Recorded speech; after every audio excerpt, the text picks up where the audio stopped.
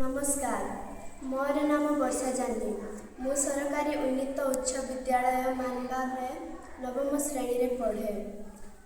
आजिकाली लोक माने बहुल मात्रा रे पेप्सी, थम्सअप, बियर और अमूल कूल पियंती।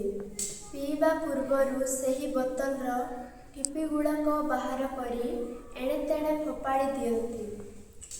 प्रत्येक दोकानी सेगुड़ी को गोटे स्थान रे न रखी बढ़िया भावे गोर पार्श्व दोकानी पार्श्व और खोला जगार फोपाड़ी दियंती। किंतु एही टिपी गुड़ी को नहीं आम टीम मिसी एक नूतन कौशल रे मका मंजी गुंड जंत्र बाहर करियछु, जहा द्वारा मका मंजी अति कम समय रे सहज रूपे अधिक गुंड होई पारिबो। एही मका मंजी गुंड जंत्र तैयारी करिबा पाई आमको एपरी गोटे काठ पट्टा नेबा आवश्यक। एथिरे टिपी को कंटा द्वारा बाड़ेबा।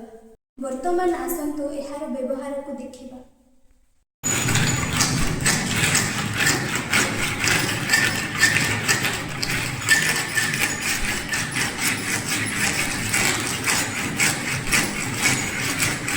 एहीपरि भावरे बिना विद्युत साहाय्य रे आमे मका मंजी को गुंड करि पारिबा।